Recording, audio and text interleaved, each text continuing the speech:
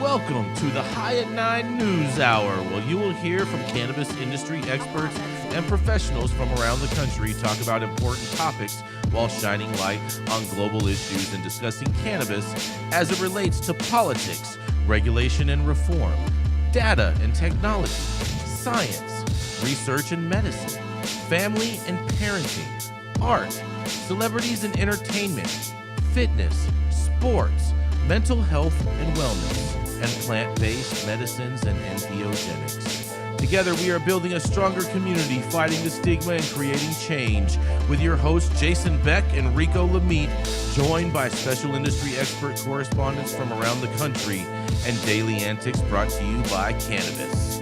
Coming to you live every Monday through Friday at 9 a.m. Pacific Time and high noon on the East Coast. And thank you all for getting high at 9 with us.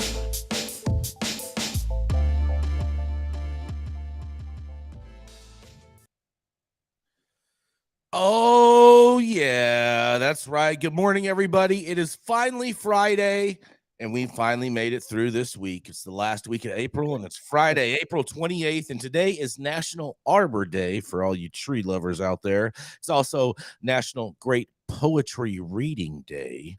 It's also National Superhero Day because, of course, I need a day, too. It's also National Blueberry Pie Day. It's National Bravehearts Day for all those brave children out there. We definitely want to give you all some love. And it's also National Historic Marker Day because otherwise, how will we know where anything actually happened? It's also Workers' Memorial Day and National Hairball Awareness Day. Good thing Gretchen doesn't have any cats. Thank you for joining us and getting high at 9 with us. It's also high noon on the East Coast. And please remember to like, share, and subscribe to us on all social media platforms. We're live every Monday through Friday on YouTube and audio only on Clubhouse. And you can use that fancy little QR code right there in the top-hand corner of your screen to find out where we live on the internet. Also, too, if you are joining us in Clubhouse, you can also participate in the show by raising your hand if you have a brief comment on the story most recently presented. But without further ado, we are going to also too, make sure that you participate in the show with a super chat. If you really want us to talk about what you're talking about in the chat, make sure you make it a super chat and we will make sure to acknowledge that. Oh, yeah. But first of all, we are going to start it off with the dope dad himself. That's right. It's Rico Lamitte. Rico looks like he has his stuff situated over there. So I think he may have unpacked all of his boxes. But the question is, how much trash did he actually throw away? That's right, it is the dope dad himself, Rico Lamitte. Thank you, Jason. My story today, I got some good news coming out of the great state of Georgia. Now, they say things move a little slower in the South. And Georgia initially passed a law legalizing medical cannabis back in 2015. It took 4 years to formulate legislation and create the Georgia Access to Medical Cannabis Commission. And now, 8 years later, finally, over 27,000 patients on Georgia's medical cannabis registry can see the light at the end of the tunnel. And if it all goes according to plan, we'll soon be able to legally receive their meds. And legal access is legal access, even if it's happening under another cartel-style state offering with limited companies selected to distribute the approved up to 5% THC oil products. Still a win, right? Well, yesterday, the Georgia Access to Medical Cannabis Commission granted 5 dispensing licenses to 2 companies to commence sales to patients. Per the article, TrueLeaf Georgia submitted 3 applications for facilities in Marietta, Pooler, and Macon, and Botanical Sciences LLC in Pooler and Marietta. Each company can now apply for up to 6 dispensing licenses, and upon approval, they'll have 120 days to officially open their doors to the public. The commission says of the 27,000 plus patients on its list, Metro Atlanta counties account for a lion's share, while Cobb and Fulton counties have between 2,000 and 3,000 names each on their list. Bibb County has between 500 and 750 patients, and Chatham County has between 250 and 500 as well.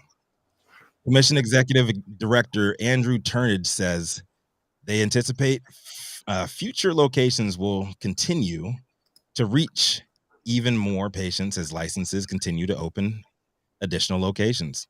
Once open, registered patients or their caregivers can check the commission's website to verify licenses. And as far as actually getting medicine, they'll be required to bring their new Department of Public Health issued patient registry cards along with a photo ID to gain access. As the law stands, registry space is limited to folks having what the commission deems to be serious diagnoses, including end-stage cancer, Parkinson's disease, or Alzheimer's. Recreational or adult use is not covered under the law.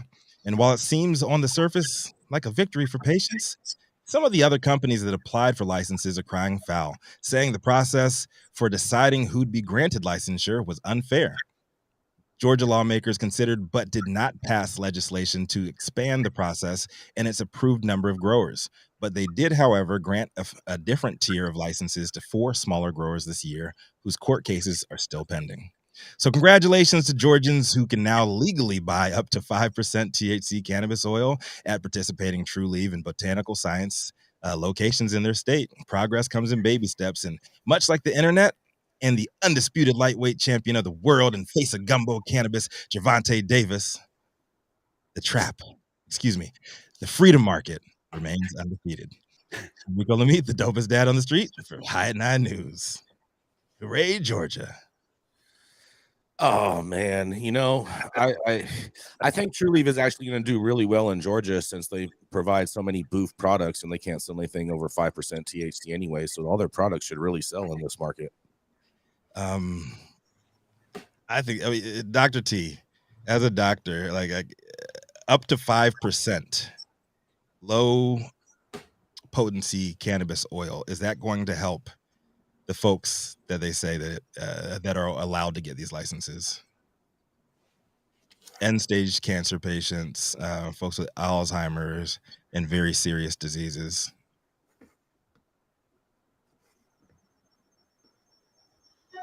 Dr. T? Dr. T, you with us? Oh, hold on. Let me unmute you. You're muted, Dr. T. There we go. Can you hear me? Oh, man. Can you hear me? Oh, you went to mute again. Well, while I hear you, Rico, that What is that coming from? I don't know what that is.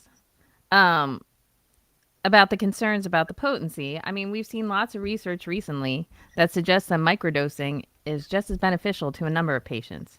So I don't think it's about potency. It's about getting people access. And Georgia has taken a necessary first step. But if you are like a terminally ill cancer patient, I heard what you said, and I will reiterate, microdosing has been proven to be beneficial to many patients. Well, 5 and a microdose.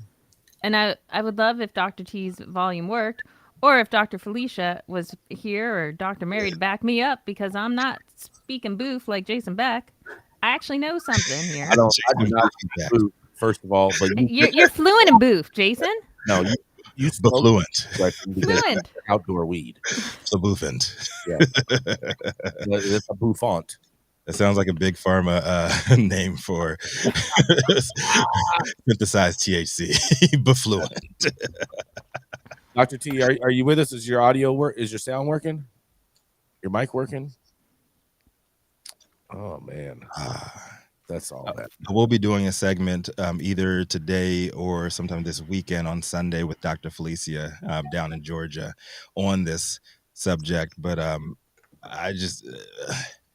I've never heard, I'd love to hear from our doctors directly, but I've never heard of any like terminally ill patients or anybody who is really, really, really suffering, as stated by the Georgia law, that the only people that are going to have access to this, the 27,000 people, never heard of them wanting any like low potency cannabis, like up to 5% THC.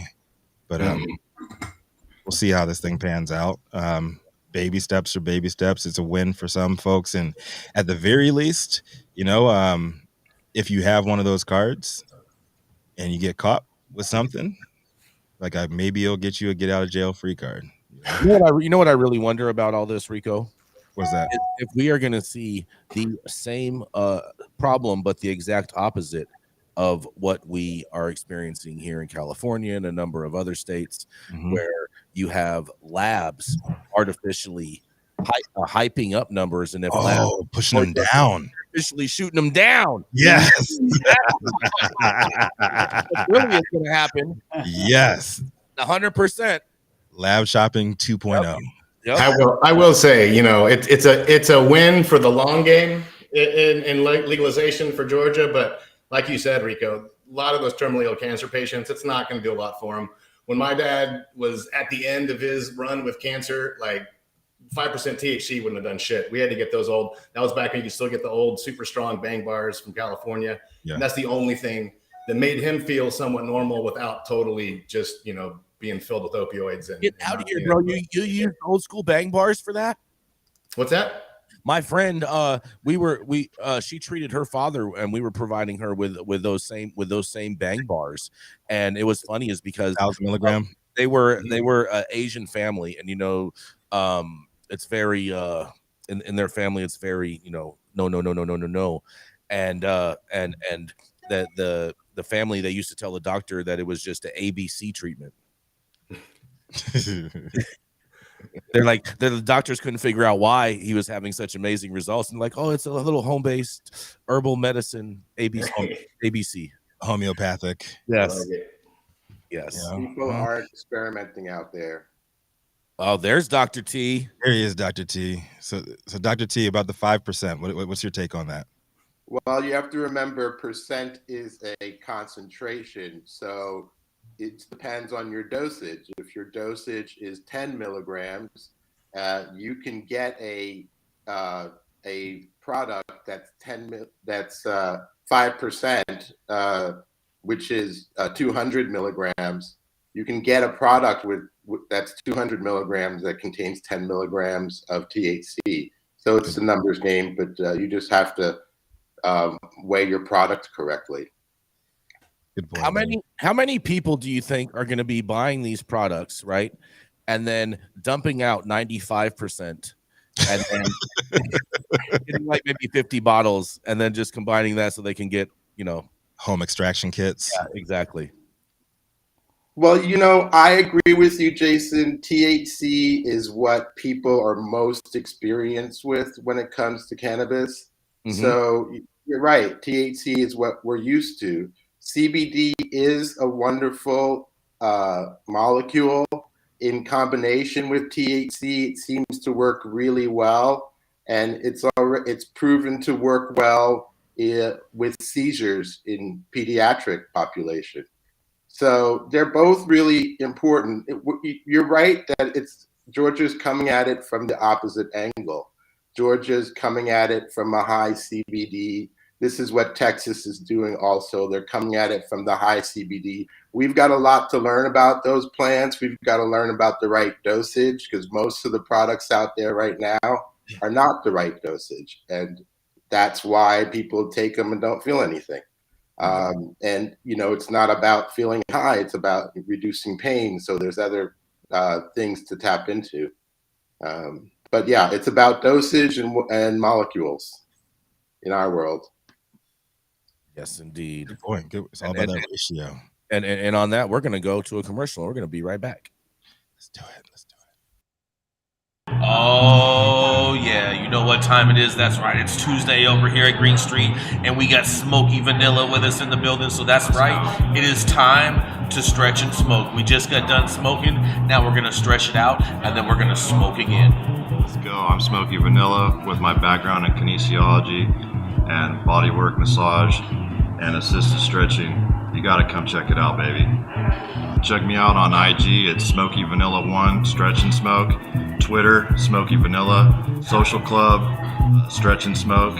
We're also on Sports Recovery by Dan and Jam. If you want to feel as good as I look, then make sure that you get a stretch and smoke in with Smoky Vanilla. Yeet! Every time. I need to get down with that SSR. Smoke, stretch, and relax. Yes. Yes. Shout out to Smoky Vanilla, for real. All right, so y'all, up next, High at Nine's head honcho is coming to the stage. The industry's longest continuously operating retailer, highest Republican in the game, the West Hollywood president of cannabis tourism, known for smoking on the best weed in the world and for his unwavering support of past presidents. Y'all know who it is. Jason Beck.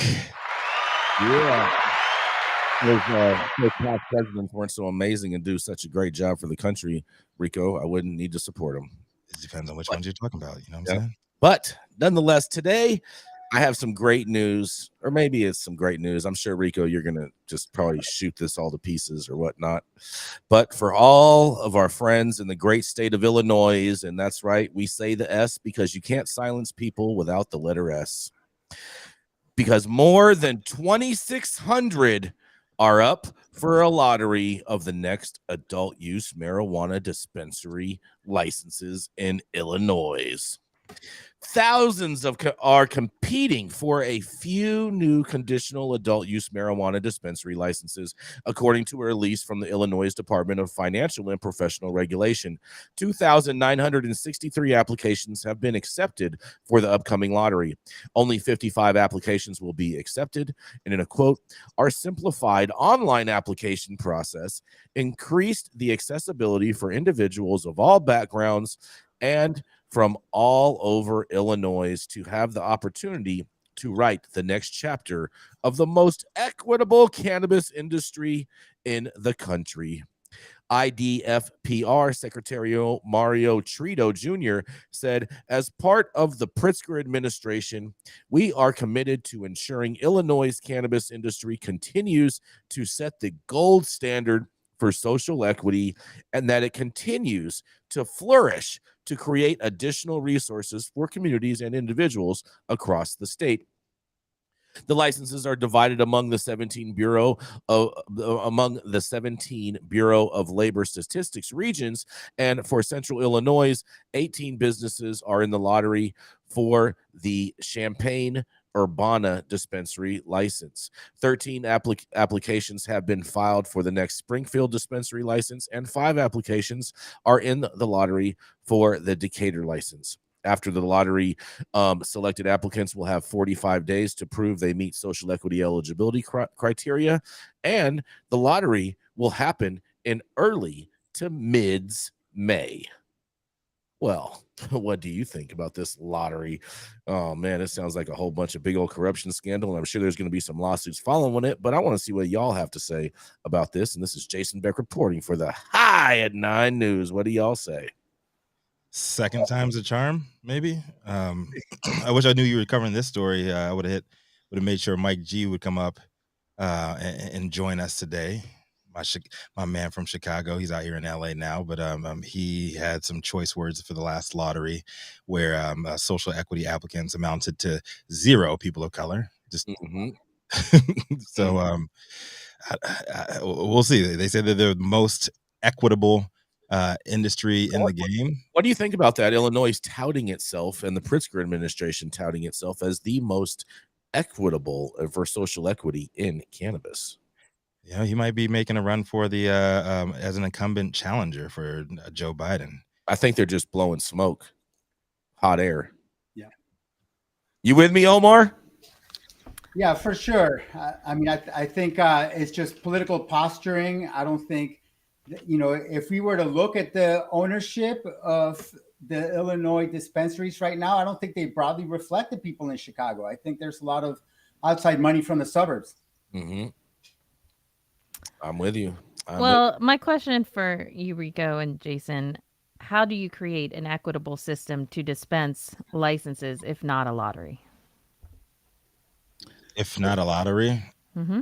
But how can a lottery be equitable? It's just random. Exactly. Well, exactly. That's why. What's wrong with random? Because if you have 2,300 applicants for so many licenses, a number of them are going to meet the criteria. And so then how do you pick the number of who gets it? So I'm saying if you have people who meet the standards that you're looking for and you throw all those names in a hat, I mean, what else do you want them to do? How else would you choose 33 licenses? I don't think this is how it's working, Gretchen, because in the article. Well, if you're calling it a lottery, then I don't understand. Hold on, let me finish my statement, and then I can't wait. I'm on Okay.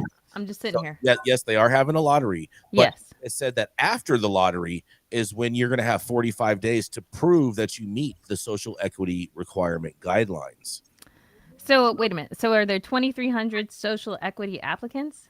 I'm confused just as much by you on this, Gretchen. Okay, so Article's a bunch of word salad. Either way, I have no problem with the lottery system. I don't. If you have a gazillion applicants and only so many licenses, how else would you choose them? Maybe like a point system.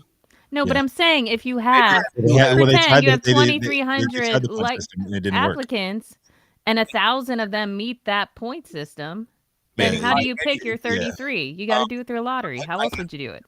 I'd started off with which one of these people have actually spent the most time in jail for cannabis, who has spent the most days in there, and I'd started off like that. All right, then you're gonna hit some lawsuits like they did in good old New York, like they've done in every other state. Regardless, huh? They're gonna hit lawsuits are gonna come.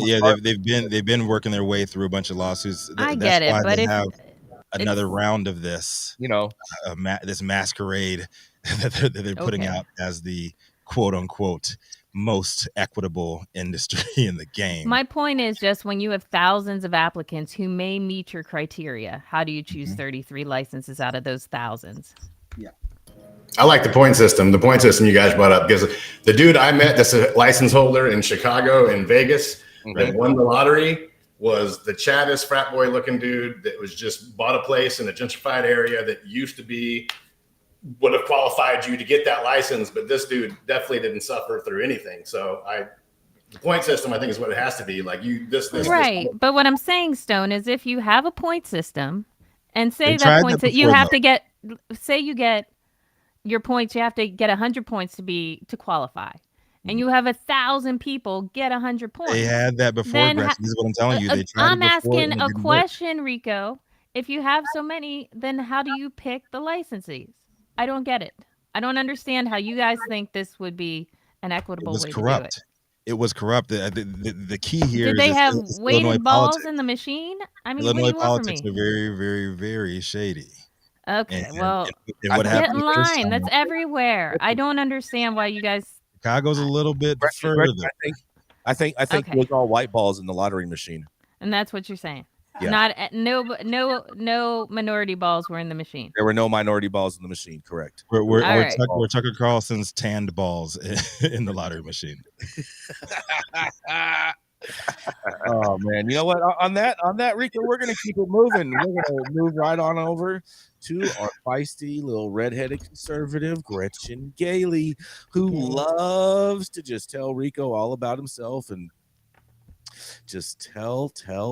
That's right. She also loves to dress her dogs up in inappropriate costumes and parade them up and down the DC streets. That's right. She's the founder of Panoptic Strategies and our very own Washington Insider. That's right. It's Gretchen Gailey. Well, I'm telling you, the people love those outfits, and we get stopped all the time on our walks for pictures. Do they have their people own love it. IG? Hold on, you get stopped on walks for pictures with your dogs in costumes. Yes, 100%. Can you please send us some of these pictures? I want to see pictures of like people stopping you.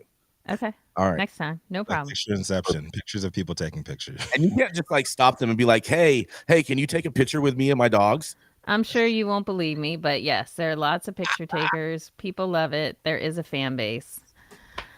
All right. My headline: House Speaker pledges to give marijuana legalization bill a committee vote. GOP Congresswoman says. The Republican Speaker of the U.S. House of Representatives has agreed to hold a committee debate and vote on a bill to federally legalize marijuana. The GOP Congresswoman who is sponsoring the legislation says. As one condition of her support for leadership's unrelated proposal to raise the debt ceiling and cut various federal programs, Representative Nancy Mace secured a committee markup for the States Reform Act that she filed last session, her office told Marijuana Moment on Thursday.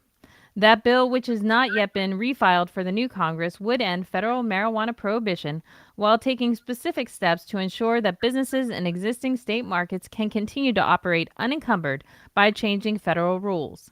Mace's legislation was one of several cannabis reform proposals that were considered during a House Oversight Subcommittee hearing last year, but it did not ultimately receive a vote.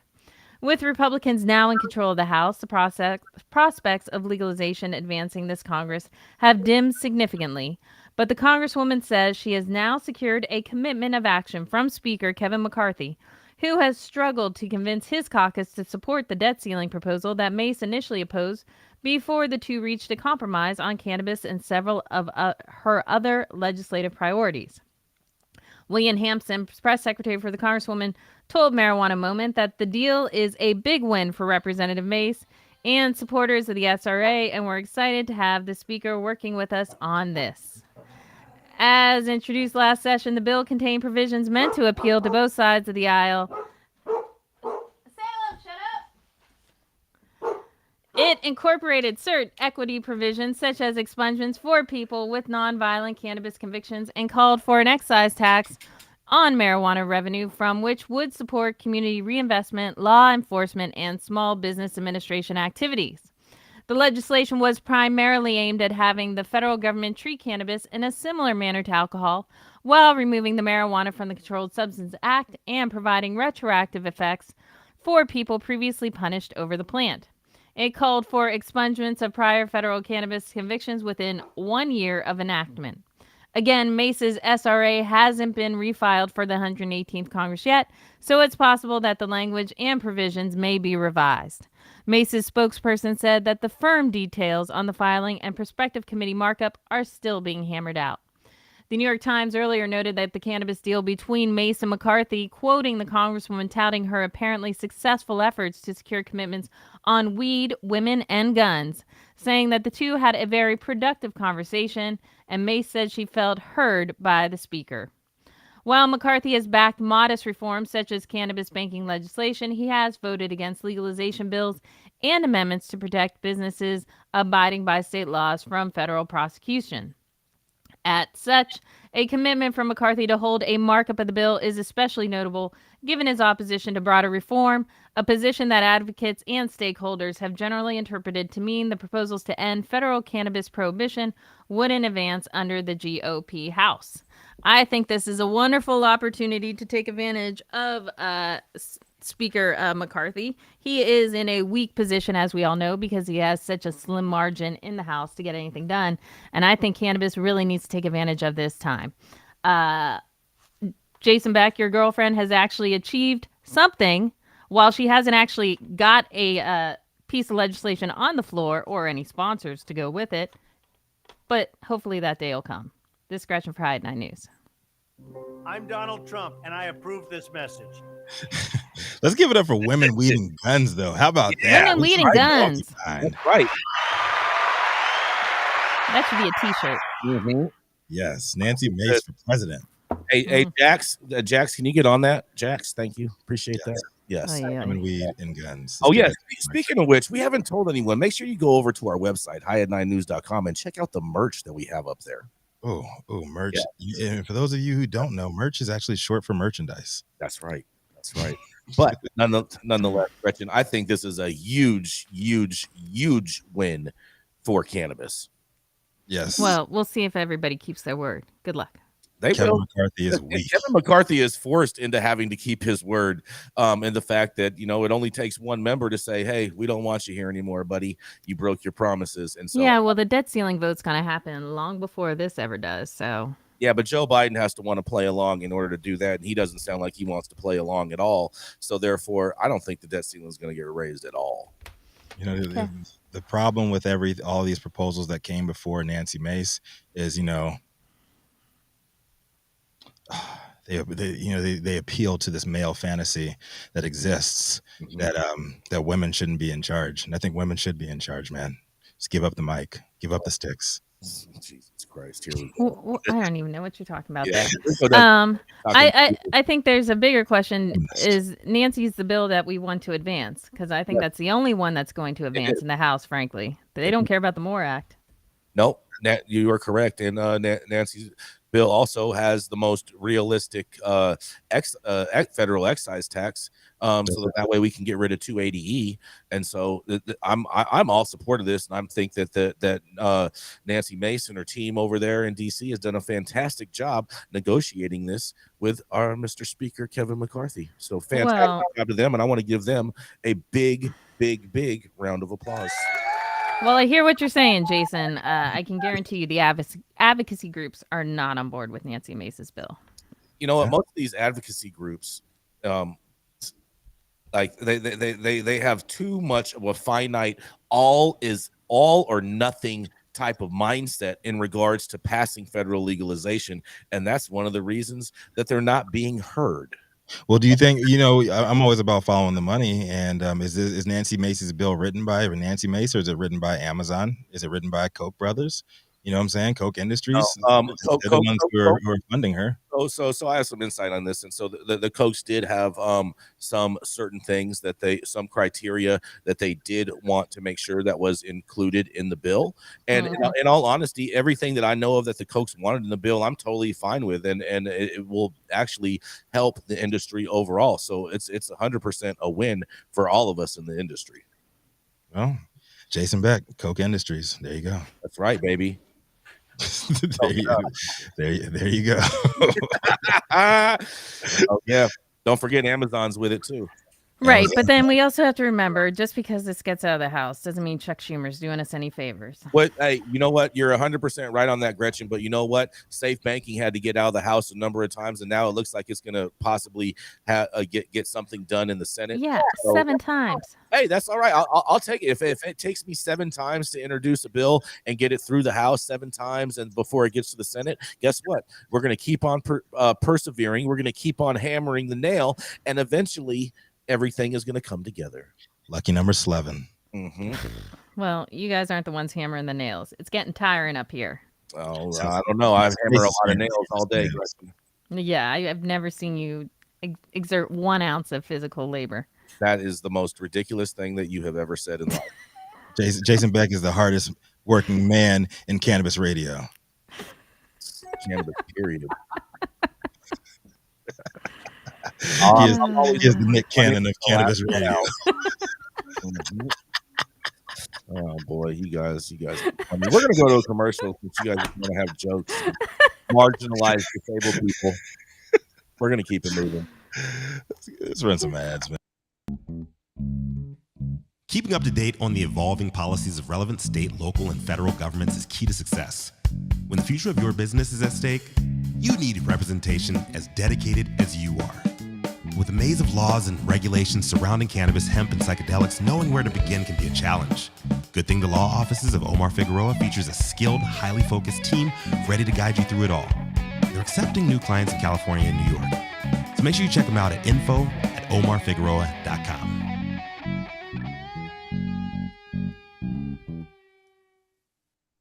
Hey, Rico, I think we may need to re-record that commercial and change, instead of maze, we need to change it to mace. We have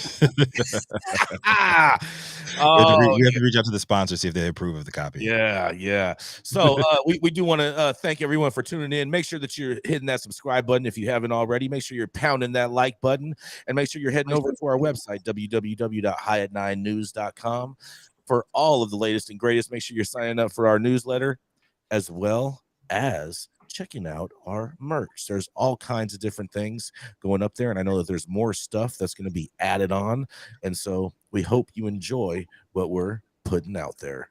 Also, too, when you do sign up for our newsletter, make sure that you check your spam box or junk box, because you will be receiving a confirmation email, and oftentimes it goes in there, and you will not receive our newsletter until you actually hit that confirmation newsletter or the confirmation email button. So please keep an eye open for that. But we're going to play this last ad. Control Tower from Highly Educated has perfected the dab. Utilizing the concept of thin film evaporation, you can waste none of it and taste all of it. The micro texture of the SE pillar increases nucleation at elevated temperatures. And with the tower propelling at 2,600 RPMs, it's certainly the most efficient dab experience to date. The Control Tower from Highly Educated. Oh yeah, this OG industry doctor with a vetted rec of writing recs since the days of right after the Tyrannosaurus Rex. And who knows, maybe the dinosaurs would have lived a little longer with a little 5% THC oil in their system. Y'all know who it is. He is the founder of Medican, co-founder of CESC, proving and providing daily data-backed science and doses of compassion for the people. Dr.Jean Talleyrand. Thank you, Rico. Hope you guys can hear me. Yes, sir. All right, let's see now. My story today comes from Medscape by Peter Moore. The headline is this a new era of medical cannabis research? So Maureen Kennedy struggled with sleep problems for more than 30 years. She tried Excedrin PM, Trazodone, and Ambien. The last one worked, but her doctor cut her off, worried that the drug might increase the 82-year-old's risk of a dangerous fall. I asked my doctor about cannabis for sleep, said Kennedy, who lives in Colorado where cannabis is legal. He said, absolutely, try it. But he had no advice as to which kind or how much. Fortunately, I'm an information gatherer, so I worked it out myself. Kennedy tried smoking cannabis, vaping THC oils, eating infused gummies, but had bad reactions. Then her son introduced her to a friend who was whipping up batches of a cannabis preparation in his kitchen called Rick Simpson oil and shared some with her. Bliss ensued. Now she buys the oil at a nearby dispensary and swallows a rice-sized drop 2 hours before bed. It keeps me asleep all night, she said. Kennedy is far from the only one self-medicating with cannabis. Hop on Facebook and search for Medicinal Cannabis Support Group to meet 3,000 others just like her. A woman who credits cannabis for helping with her Parkinson's symptoms, somebody's nana who used cannabis to relieve years of chronic pain, and a child whose terrifying seizures were calmed by cannabis. The problem? Nobody really knows from a clinical research perspective how or even if these therapies actually work.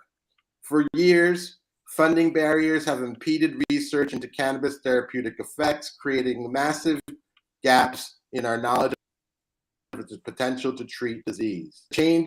That's changing based on a new law signed by President Joe Biden last December, the Medical Marijuana and Cannabidiol Research Expansion Act, which is a rare example of bipartisan legislation, and it aims to speed up research on the health benefits of cannabis and support open communication between doctors and patients on cannabis potential benefits and harms.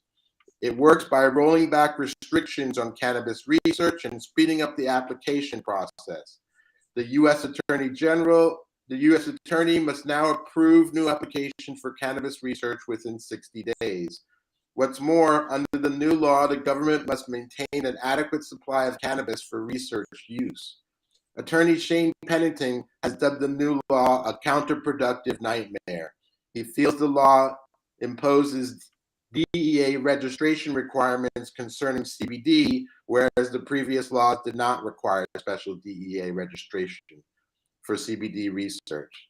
The Marijuana Policy Project estimated that as of 2021, 5.4 million people were seeking cannabis cures with or without their doctor's advice. David Shurtleff, PhD, Deputy Director of NIH's National Center for Complementary and Integrated Health, disagrees. The new law is meant to help scientists determine whether these cannabinoids are safe and effective. But don't expect breakthrough treatment overnight, he said.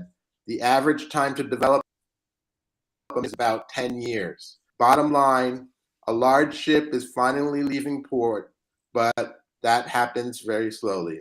What do you think? Did President Joe Biden kick off a new era for cannabis research, or is it too late since people are already experimenting with cannabis? This is Dr. T of High at 9 News.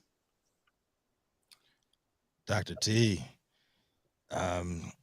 I think he might have. I think Joe Biden might have kicked off a new era of researchers here. You know, because you have like be he an effective president or not, the fact that he did publicly say that they're looking at it and we need to be doing more research, it probably has spurned a lot more interest in it and put a lot of research facilities foot forward to follow those orders, because it's only going to get better. I mean, does anyone really think that Joe Biden is capable of kicking anything? Kicking the can down the road. Trump's ass. Yeah. Stop it, Omar. Stop it. That was cute, though. That was cute. Cute. Yes, he will. Yes, he will. He did it last time. He did it last time. I don't think that this is that all of this research happening is because of Joe Biden. I think this is all because of a lot of the work that people have been doing for a number of years, and is happens to just be coming forward when he happens to be in office. So he's just the beneficiary of this, because a lot of this work has been happening for a number of years to get to this state. I'm not saying like nothing happened before, but it helps when the president is co-signing the efforts, does it not? Like if Donald Trump was co-signing, it doesn't matter if you're a Republican or a Democrat. Like if a Republican was in office and co-signed the efforts to do more research, don't you think that it would spurn more efforts? But Rico, he's co-signing research to hand the industry over to the pharmaceutical industry, not to actually research cannabis in the same ways of what we're talking about. Yeah, 100%. That's why his administration is trying to move it to a Schedule III drug. He said he's trying to hand it over to the pharmaceutical industry. Yeah, he wants to make it a Schedule III drug. That's what is basically happening. Huh? When did he say he wants to hand it over? His whole administration has said that they're trying to make it. They want to make it a Schedule III drug. This ain't no surprise. Well, when did he specifically say that? Yes, they are saying that. Yes, those words have not come out of Joe's mouth, Jason. No, it has been inferred in meetings on the Hill and around that's his intention. I agree with that. I'm saying like words matter, and if we were talking about broad inferences, which Joe Biden has given, like this is going to say, oh yeah, this is where the government is heading, so I'm going to go ahead and make a run for this grant. I'm going to go ahead and make a run for this funding, because this is where this is the direction the government is heading. Well, I appreciate your naivete, Rico. Right? This has nothing to do with Joe Biden caring about the research of cannabis. This is him kicking the can down the road so he does not have to act on legalization. And he can go out every week and talk about all the amazing pardons that he has done for this industry and how much he cares. The man has done nothing. Exactly. All he did, they're pushing a veterans bill where they could do research. Oh, but wait, the VA can kill it any second they want to. I mean, come on. This is all bullshit because they don't want to vote on legalization. Biden could do a lot more, but his tepid support at least gets the drug czar out of the way. The drug czar is not going to be talking against the president. Yes. It moves the needle in the right direction, just because it's not a Republican doing it or saying it. But exactly. If it was Republicans saying or doing the same thing, you guys would be behind it and you would say the same thing. Baloney. I've been saying forever we ain't doing shit. We're still not doing shit. Oh my God, you were all hyped up over the 8th iteration of safe banking yesterday, saying, "Oh, it's going in the right direction. It's going in going in the right direction because they dropped all the provisions and are actually leaving it as a banking bill instead of Safe Plus because they are getting pragmatic on what can actually pass. Has anything been passed yet?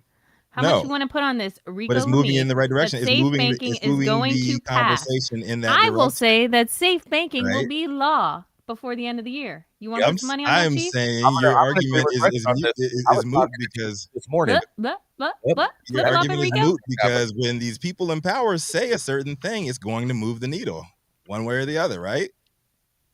Yes. Yes. Joe Biden does not move the needle. Joe Biden remembers when his clothes were made with needle and thread, sitting there by the fire, back in Scranton.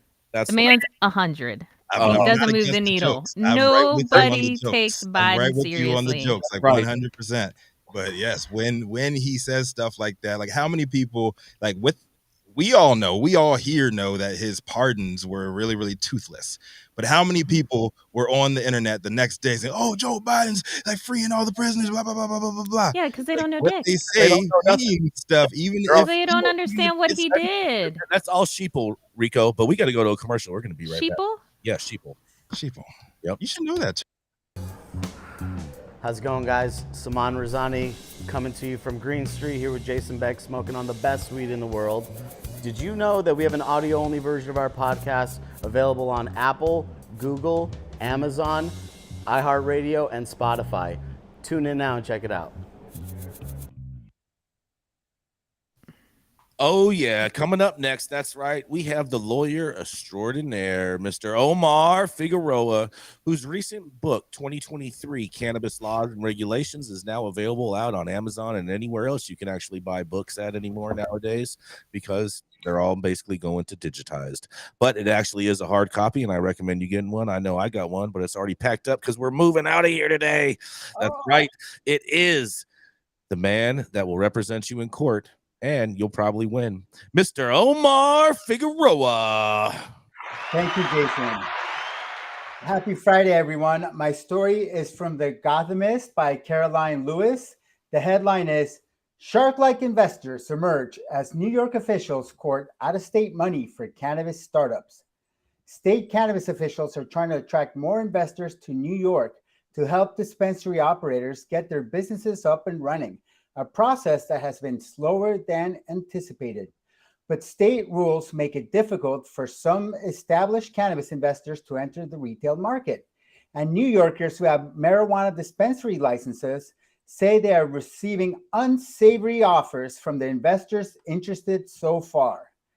One thing we are warning our members about is predatory and shark-like tactics, parasitic tactics that investors are using to take their equity, said Jeremy Rivera, a co-founder of the New York Card Coalition, an independent group that provides services to those in the state's Conditional Adult Use Retail Dispensary Program, or CARD. All CARD licensees must have a past marijuana conviction or a family member with a past conviction and experience running a successful business. New York could be a major part of the legal cannabis market in the U.S., which brought in about $30 billion in 2022, according to a recent report from the industry publication MJ Biz Daily. Ahead of the launch of New York's adult use market in December, the outlet projected that legal sales here could top $1 billion in the first year, growing to more than $2 billion by 2026. But Rivera said some of the investors he's spoken to at cannabis conferences have raised concerns about the illicit market eating into legal sales, something New York lawmakers are trying to address. Their evaluations of what they feel the business is worth are really low, and as a result, they are offering card licensees in unfavorable terms in exchange for startup capital, he said. Dan Morena has a license to open a dispensary in Manhattan and is in the process of raising funds. He said he has found some promising investors, but fielded several shady offers in the process. Morena said a common proposal he has heard from investors is to offer funding in exchange for a 49% ownership stake in the company, the largest amount allowable under state rules, while also taking over operations. It's a bad business decision to completely rely on an outside party who are strangers to both fund and run your business, said Morena, who advises early-stage startups through his firm Redemptive Technology. It's just a terrible idea. Rivera, who has a license to open a dispensary in Queens, said he is relying on funds from friends and family. That means he gets to retain more control of his business, but it limits how much money he can raise. Everybody is a blue-collar worker, so they work hard for their money, Rivera said. Rivera was working at a Card Coalition table Wednesday at the MJ Unpacked Cannabis Business Conference in Midtown. He said he wants to help educate license holders about what to look out for as they seek financing. Elsewhere at the conference, Axel Burnaby, the Senior Policy Director of the New York's Office of Cannabis Management, was trying to convince investors to put their money in the state's burgeoning legal retail market. We are really interested in attracting capital, Burnaby said during a talk at the event's Investor Summit. We have one of the states that's most exposed to global tourism. But Burnaby had to defend the state's regulation against criticism from audience members. Some investors said they had talked to dispensary licensees to form partnerships, but they didn't think they could because state cannabis laws bars investors with stakes in grow operations anywhere in the country from having a stake in a retail company in New York. Burnaby said that the two-tier system takes some getting used to, but he said it is meant to promote mom-and-pop retail market, similar to the landscape for liquor stores, rather than allowing big companies to take over. He also added that there could be some flexibility for those with smaller investments across tiers. One audience member also raised concerns that the Office of Cannabis Management is not sharing data on sales at the few legal dispensaries that are up and running so far. They said other states regularly share that information. Burnaby responded that more data would be forthcoming, but not necessarily right away. The last year and a half, we've really been focused on licensing, he said. So our data analytic capacities are being built out, and it's probably not the first priority. Aaron Geidelman, a spokesperson for the Office of Cannabis Management, confirmed the agency is not sharing that data at the moment. The headline is, Shark-like investors emerge as New York officials court out-of-state money for cannabis startups. My take is the wolves of Wheat Street are definitely out there, and one easy way to tell what motivates them is to offer them some cannabis for personal use. If they're not into cannabis, it's an indicator that where there's no smoke, there's no fire. What do the other correspondents think? This is Omar Figueroa, lawyer, publisher, and Ganjier instructor, reporting from Sonoma County, California, the traditional territory of the Pomo, Miwok, and Wapo nations, for High at 9, high noon Eastern. Oh man, Sharks. I mean, I have to credit Axel. All right, I have to give him some credit for getting all these money people together and trying to coerce them to invest in the industry, because in reality, New York's program is going to fail miserably without this type of financial input. But at the same time, without a strong regulatory enforcement framework, I don't think a lot of these investors are going to be like, why would we put our money in here? You guys aren't even doing anything to clean up the market.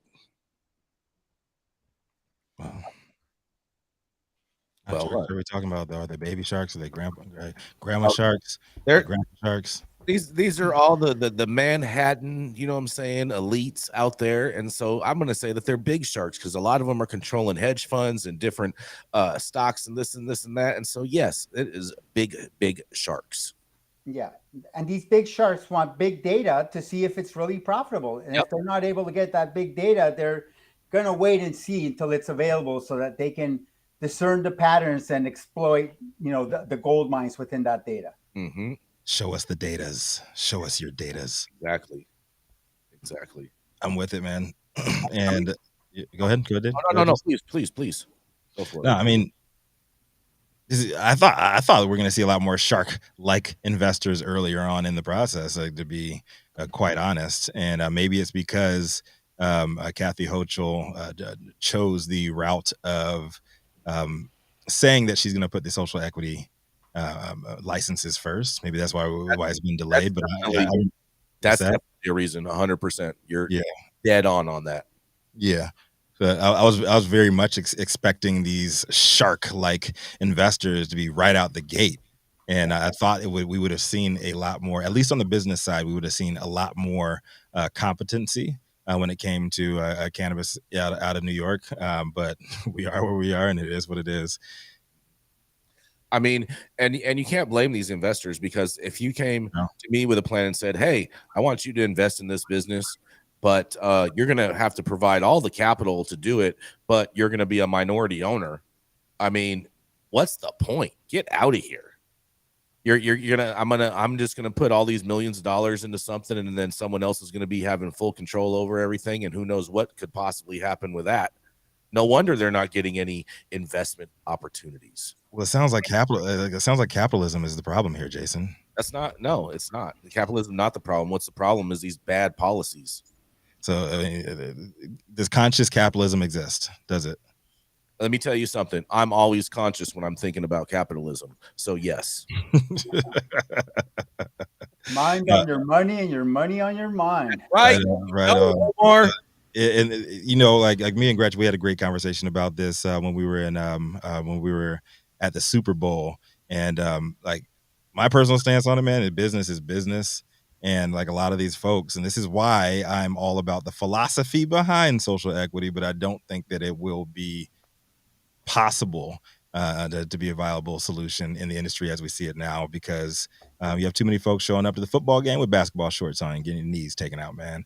And if you show up to that negotiating table and you think that these folks across that table have not done their homework and they have not done their research, then you're wrong. Period. You're going to end up like a lot of folks have out here in California with predatory lenders and in bad contracts. And what was it? Was it Elliot that said that the other day? You signed the contract? Oh yeah, yeah. Yep. There was that part. I don't think people should go for licenses or get into this space because they think they're going to be given a handout. They need viable plans to get funded. And if you were just hopeful that New York was going to raise the money and give you the social equity licenses, that's not a way to run a business. And so these folks are just leaving themselves open to it. Yep. New York. So are we going to see a new era coming aboard now in New York? Are we going to see a complete turnaround? The only new era no in New York, Rico, are all the hats. That's it. That's the only new era you're going to see in New York. Well, maybe if was it Eric Adams, ratchets up those broken windows policies that he revamped, and we see a lot more stop and frisk going on. Maybe we'll see something different, Jason. So you're not going to see nothing different with Eric Adams, bro. You got the same people, just different faces doing the same thing in the same ways, just trying to make it all look different. It's always just going to be more of the same problem, and nothing's ever going to change because people in New York always vote for the exact same people, even when they don't think that they are. Same circus, different clowns. Exactly. Thank you, Gretchen. Yeah, bring it back to the Giuliani days. That's right. We need a Giuliani. The rise of Trump. Yeah. No, let's keep it rolling here. While a lot of folks are making choices these days, and while some take the easy path, sinking to new lows in lives, others are hitting the high road. Like our next correspondent, repping ATX, straight out the great purple state of Texas, also host of the show with the same damn name, hitting the high road. Y'all know who it is, Mr. Stone Slade. Thank you, Rico. That was as smooth as it has been in months. Today, my story comes out of the great state of Maine, Camden, Maine. Actually, it's known as the jewel of the Midwest of Mid-Coast Maine, a special place where the mountains meet the sea. It's uniquely charming and historic small town that offers you year-round outdoor recreation to its residents and visitors. In fact, Travel and Leisure recently ranked Camden number 9 on its list of the 20 most beautiful small towns in America. The town's filled with one-of-a-kind boutiques, restaurants, and quaint family-owned B&Bs. So they're very picky about what kind of businesses are allowed to open up, so much so that they don't even allow chain stores to open in the small town. Camden's also one of the safest towns in Maine and the entire country. Crime is virtually non-existent. Residents don't worry about locking their homes, their cars, or walking the streets at any time of the day or night.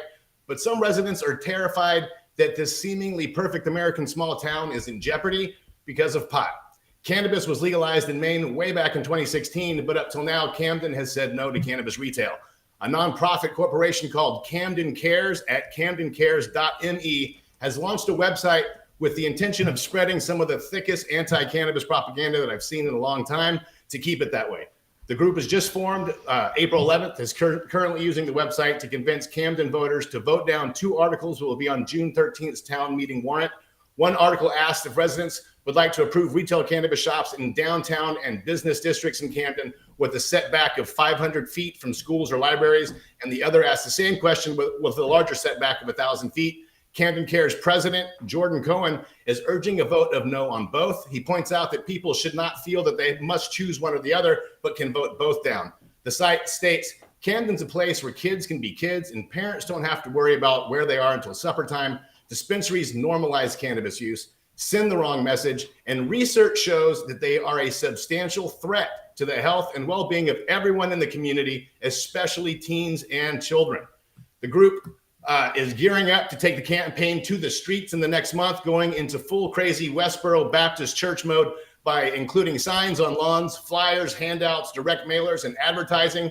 Mark Benjamin of Botany is one of the businesses trying to open in Camden, has refuted the arguments made in Camden Cares website. He argues that it is false that stores would increase children's access to cannabis and notes that teens get their cannabis through the illicit market rather than legal stores that require you to be 21. I really want to encourage everyone to visit CamdenCares.me to read some of this nonsense. They're trying to scare the shit out of fellow residents by painting a picture of this town that's so safe where no one locks the doors, and it's suddenly going to be overrun with petty theft, pickpocketing, armed robbery, and drug-addicted children as soon as the dispensary opens. This bullshit on the Our Kids page alone is enough to blow your mind. Let me give you those 5 topics really quick before I wrap this up. Number 1, retail dispensaries normalize cannabis use. They put a stamp of approval on cannabis and send the wrong message to kids. Number 2, cannabis is an addictive and destructive drug. Number 3, THC concentration in cannabis products sold at dispensaries is as high as 99%. 4, pot shops sell products that are made to be enticing to children. 5, dispensaries equal easier access, because children will always find a way to get what they shouldn't have access to, but dispensaries are proven to make it easier. Recreational cannabis dispensaries are the primary source of teenage consumption in towns and cities that allow them. Now, I think Jordan Cohen, this guy, and his Camden Cares partners are 100% full of shit and should be ashamed of themselves for peddling this nonsense. Being afraid of normalizing cannabis is just ridiculous. Riddle me this, Mr. Camden Cares. In Camden, there's not any real adult-only liquor stores because booze is openly sold in the grocery store and in the Walgreens, where it's been normalized to your kids for decades now. So where's the same caring about the normalization of something that actually kills people? Cannabis isn't something you should hide from your kids and leave it up to them to learn about on their own. Normalizing cannabis removes the curiosity and the taboo. If you really care about your town and your kids, pull your head out of your reefer madness and educate yourself. I'm Stone Slade reporting for the High at 9 News Hour. Hell yeah, man. Yeah, man. Prohibition is alive and well in the state of Maine. Middle Maine. I mean, there's more. There's so much more. Like I do. Go to CamdenCares.me. You guys read it. It's wild. It's they stopped short of just putting up the old Reefer Madness posters with it's all out there. Man, you got to love the opposition and the crazy things that they say to try to fear people into believing them. Crazy. They are some of the biggest fearmongers in the world. Yeah, make sure we continue to call these people out and call them what they are. It's all about reefer madness, and they're all trying to suppress the will of the people. But we are at the top of the hour, everybody. Thank you all out there for tuning in with us for yet another episode and another week of High at 9 News. You can always catch us weekdays, 9 a.m. Pacific, high noon on the East Coast. Big shout out to our super fans out there showing love, support, and affection. To us, the live audience members, online supporters across all platforms tuning in and giving us feedback on the daily headlines. Our vetted correspondent team tuning in from all over, bringing us much-needed variety, perspective, and respected opinions to the conversation. To our production team, Cloud Media Partners, House of Fuego, and the wonderful Jaja Simone holding things down for us out in Clubhouse. And, of course, our sponsors, thank you for your support, keeping the lights on here and keeping us moving. Nothing but love going out to all those haters out there. But why don't you become a super fan and put that hatred up on the big screen, baby? Come on, just do it. I dare you. And always, Cannabis Sativa L, the reason why we show up every day to read these headlines. We love you. It is Friday, April 28th, 2023. The show is over. You've been blessed with the week's top industry headlines. Hope is enough to put in your pipe and smoke it at least until you see us on the road next week. Y'all know who it is. Rico Lamitte, the dopest dad on the street, signing off. And remember, when life gives you no place else to turn, you can always turn the fuck up. Dr. Talleyrand, what do you have for us today, man? You got the outro, my man. We got you, Dr. T. Dr. T, you with us? Research matters. There Yes. we go. You heard it here first.